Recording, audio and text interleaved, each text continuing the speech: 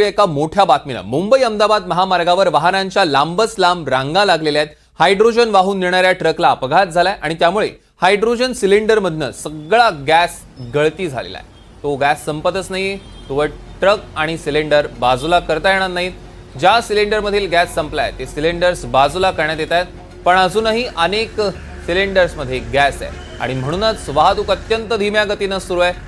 वाहतूक पूर्ववत होण्यास आणखी काही तास लागण्याची शक्यता आहे। गुजरातच्या मार्गिकेवर 10 किलोमीटर लांबपर्यंत वाहनांच्या रांगा लागलेल्या आहेत। मनोज सातवी आपले प्रतिनिधी आपल्यासोबत फोन लाईनवरून जोडले गेले आहेत। मनोज, नेमकं काय घडलंय आणि आता काय सिच्युएशन आहे? सौरभ, आज पहाटे 1:30 वाजण्याच्या सुमारास हा अपघात घडलेला आहे। मुंबईकडे येणारा हा सिलेंडर हायड्रोजनचे सिलेंडर घेऊन जाणारा ट्रक होता आणि तो मधल्या डिवायडरवर कलंडला आणि त्याच्यामधले असलेले जे सिलेंडर होते हायड्रोजनचे सिलेंडर ते पूर्ण गुजरात मार्गिकेवर पसरले आणि त्याच्यातून जो हायड्रोजन होतो त्याची गळती सुरू झाली। हायड्रोजन हा अत्यंत ज्वलनशील असल्यामुळे तात्काळ तिथे काही सिलेंडरचा रात्री स्फोट झाला आणि त्याच्यातून तिथे आग लागलेली होती।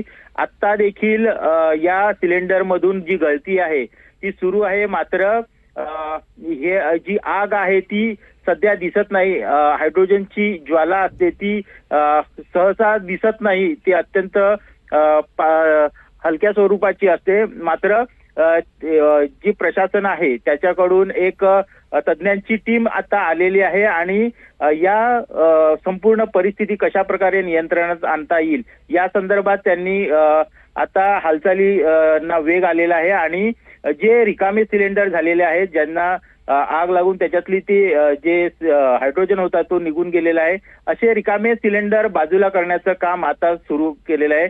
या ट्रकमध्ये अंदाजे 120 असे सिलेंडर होते, त्याच्यापैकी जवळपास निम्मे सिलेंडर मधली जी हायड्रोजन होता तो संपलेला आहे आणि त्यामुळे ते सिलेंडर आता बाजूला करण्याचे काम सुरू आहे। मात्र अद्याप ही या ट्रकमध्ये जे अडकलेले सिलेंडर आहेत त्याच्यामध्ये हायड्रोजन असल्यामुळं ते हाताळताना अतिशय सावधगिरी बाळगण्यात येत आहे।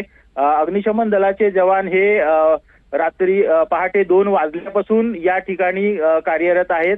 युद्ध पातळीवर ते परिस्थिती नियंत्रणात आणण्याचं काम करत आहेत। त्याचप्रमाणे महामार्ग पोलीस असतील आणि स्थानिक पोलीस स्टेशनचे पोलीस कर्मचारी आणि पोलीस अधिकारी यांनी अतिशय नियोजन करून ही वाहतूक सुरळीत करण्याचा प्रयत्न सुरू केलेला आहे। मात्र या मुंबई अहमदाबाद राष्ट्रीय महामार्गावर दररोज 1 लाखच्या आसपास वाहनांची ये-जा सुरू असते आणि त्यामुळं ही वाहतूक नियंत्रित करणं हे खूप अत्यंत जिकिरीचं असं काम आहे। मात्र सौरभ, मनोज, या संदर्भातले अधिकचे अपडेट्स आम्ही तुमच्याकडून घेऊ। तुर्तास धन्यवाद।